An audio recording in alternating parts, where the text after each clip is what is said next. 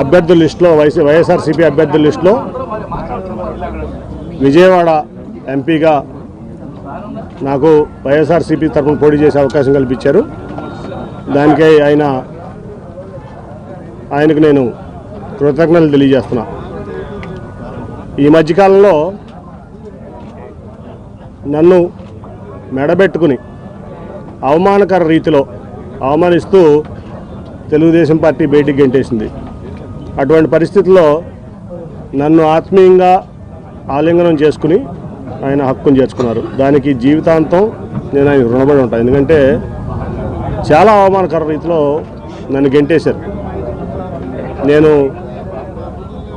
అటువంటిది ఆయన హక్కును చేర్చుకుని నాకు టికెట్ ఏమంటే నాకు ఆయన బెదవాడి నుంచి మీరే పోటీ చేయాలని చెప్పి ఆయన ప్రకటించడం నిజంగా ఇది. ఇప్పుడు మనం చూసాం చంద్రబాబు నాయుడు గారి ఎజెండా ఏంటంటే సింగిల్ పాయింట్ ఎజెండా. ఆయన కుమారుడు లోకేష్ గారిని ముఖ్యమంత్రి చేసుకోవడం తప్ప ఆయనకి వేరే ఏం ఎజెండా లేదు. నేను మొన్న కూడా చెప్పా, 2014 నుంచి 2019 వరకు నేను ఇక్కడ విజయవాడ ఎంపీని. ఒక 100 కోట్లు మీరు విజయవాడకి ఇచ్చారా అని నేను అడిగాను.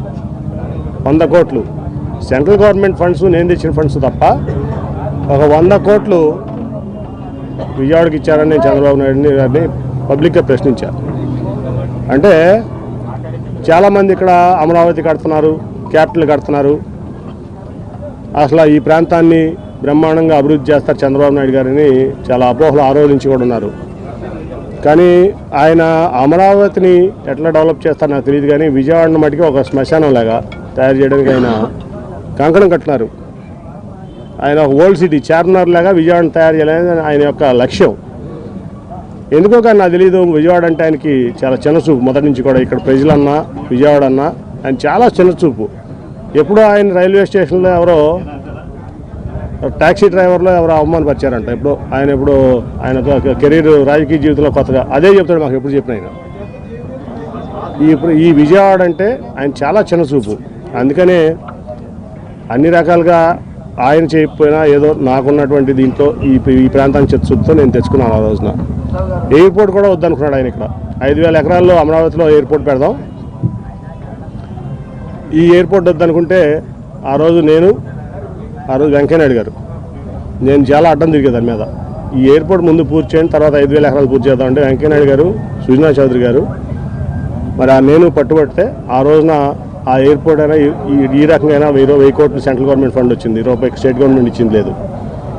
అంటే నేను ఈ ప్రాంతంలో రాజధానికి వ్యతిరేకం కాదు. నేను మొదటి నుంచి రాజధాని రైతులు నా దగ్గరికి వచ్చినప్పుడు కూడా చెప్పా, నేను ఈ ప్రాంతంలో రాజధాని ఉండడానికి వ్యతిరేకం కాదు. కట్టుకోండి రాజధాని. మీకు కృష్ణానది దాటిన తర్వాత మరి ఆ వారదవతల నుంచి కాజ వరకు మీకు కావాల్సిన సెక్రటరియేటో లేకపోతే కౌన్సిలో లేకపోతే అసెంబ్లీలో హైకోర్టులో ఇప్పుడు కట్టారు కదా, టీడీపీ ఆఫీస్ కట్టారు, డీజీపీ ఆఫీస్ కట్టారు. అలా కాజ బైపాస్ కాజలో కలుస్తుంది. కాజ నుంచి ఇక్కడ వరకు కట్టుంటే ఈ పాటికి బ్రహ్మాండమైన నగరం అయ్యేది 5 ఏళ్లలో. అది కట్టకుండా ఎక్కడో 55,000 ఎకరాలు 33,000 ఎకరాలు రైతులను మోసం చేసి వాళ్ళ రైతుల్ని రోడ్డు మీద పడేసి ఆయన ₹1 కూడా అప్పుడు గాజులు తీసి ఇచ్చింది, మా దగ్గర డబ్బులు లేవని చెప్పి. అమరావతి ఫండ్ అనమాట. వాళ్ళ రైతులు ఎకరానికి 10,000 వేసుకుని వాళ్ళు బాగు చేసుకుంటున్నారు. వాళ్ళు కోర్టులో ఇబ్బంది పడుతున్నారు.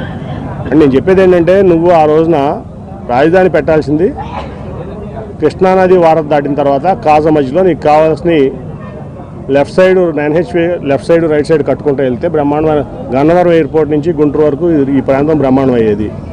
నువ్వు నీ అనవసరమైన ల్యాండ్ మాఫియాకి వెళ్లకుండా, ల్యాండ్ దీనికి వెళ్లకుండా నువ్వు పాత అమరావతి నుంచి తెనాలి వరకు మాస్టర్ ప్లానింగ్ ఇచ్చుకుంటే ఇవాళ బ్రహ్మాండంగా ఈ నగరం ఈ ప్రాంతం డెవలప్ అయ్యేది. కావాలని చెప్పి ఎక్కడో తీసుకెళ్ళి అమరావతిలో 33,000 ఎకరాల రైతులు మోసం చేసి, నేను మొదటి రోజు చెప్తున్నా, వాళ్ళు చెప్పడం కాదు.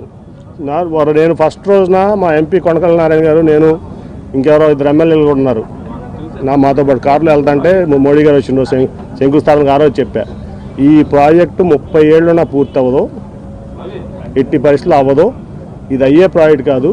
ఎందుకంటే ఈ ప్రపంచంలో ఏ రాజైనా కోట కట్టాడు కానీ నగరాన్ని నిర్మించిన రాజు లేడు. వాళ్ళ వరకు కోట కట్టుకున్నాడు. కోటలో కావాల్సినటువంటి సెక్రటరియట్లో లేకపోతే ఏదో కట్టుకున్నాడు తప్ప ఎవరో కూడా నగరాన్ని నిర్మించిన రాజు లేడు ఇంతవరకు. కాబట్టి అనవసరంగా ఏదో షాజహాన్ తాజ్మహల్ కట్టాడు కాబట్టి ఆ పేరు వచ్చింది. కాబట్టి నేను అమరావతి కట్టే ఎవరో అమరావతి అంటే ఎవరు చంద్రబాబు నాయుడు అని చెప్పి కొంతమంది భూమాఫియా దారుల చేతుల్లోకి వెళ్ళిపోయి బాబు కొడుకులు ఇద్దరు కూడా ఈ ప్రాంతాన్ని, ఈ ప్రాంత ప్రజల్ని, అట్లాగే 33,000 ఎకరాలు ఇచ్చిన అమరావతి రైతుల్ని మోసం చేశారు. మీరు అడగండి అమరావతి రైతులు కావాలి. నేను ఈ మాటలు అన్నాను లేదో ఫస్ట్లోనే చెప్పాను. నేను అమరావతి రైతులు నా దగ్గరికి వచ్చేట్టు మోసం ఫస్ట్లో కొంచెం రైతులు ఇబ్బంది పడ్డారని నేను కొంచెం ఎమోషనల్ అయ్యా. ఒక నెల రోజుల తర్వాత ఆలోచించిన తర్వాత నేను చెప్పాను వాళ్ళకి, రైతులు నా దగ్గరికి వస్తే ఢిల్లీ వచ్చినా ఇదంతా చెప్పా, మిమ్మల్ని మోసం చేశారు చంద్రబాబు నాయుడు గారు, అసలు ఇక్కడ రాజధాని తప్పు అని ఆ రోజు నుంచి చెప్తున్నా. రాజధాని ఈ ప్రాంతంలో రావడానికి వ్యతిరేకం కాదు, మీడియాకి చెప్తున్నా, కరెక్ట్గా రిపోర్ట్ చేయండి మీరు చెప్పేది కూడా. లేకపోతే ఆ 5 ఏళ్లలో బ్రహ్మాండంగా ఈ ప్రాంతం ఇక్కడ బ్రహ్మాండం అయ్యేది, అంతా కూడా చక్కగా ఉండేది. నువ్వు 33,000 ఎకరాలు ఇచ్చిన రైతుల్ని మోసం చేశావు, నీ స్వార్థం కోసం ఈ ప్రాంతాన్ని మోసం చేశావు.